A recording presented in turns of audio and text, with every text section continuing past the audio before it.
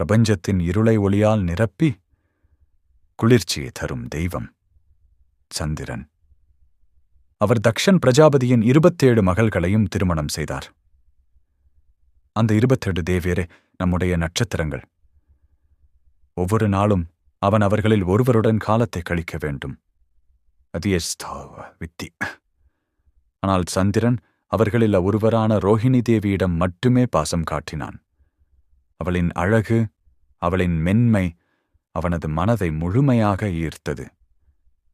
இதைக் கண்டு மற்ற தேவியர்கள் துக்கத்தில் மூழ்கினர். அவர்கள் இதயங்களில் வலி பெருகியது. அவர்கள் தந்தை தக்ஷனிடம் சென்று முறையிட்டனர். கோபமடைந்த தக்ஷன் சந்திரனை நோக்கி சாபம் அளித்தார்.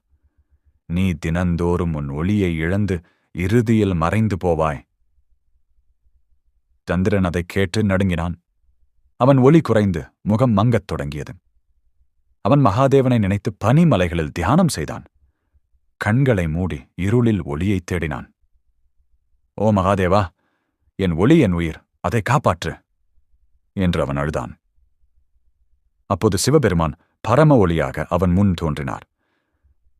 அந்த ஒளி சந்திரனின் இதயத்தை நனைத்தது.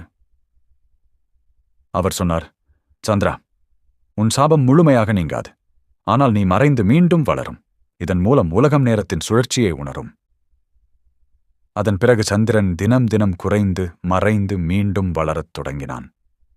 அவன் ஒளி இருளோடு சேர்ந்து புதிய சமநிலையை உருவாக்கியது. பூரண சந்திரனில் இருந்து 8வது நாளில் அவன் பாதி வலிமை பெறும். அதுவே அஷ்டமி திதி. அஷ்டமி என்பது ஒளியும் இருளும் சமநிலையில் இருக்கும் திதி. அது ஒரு சக்தியின் நாள். இந்த நாளில் தெய்வீக சக்தி மிகுந்திருக்கும்.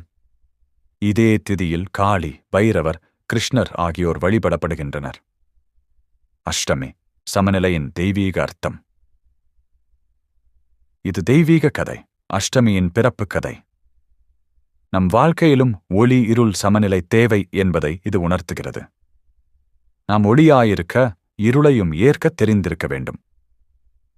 Like, share and subscribe for more spiritual 3D stories.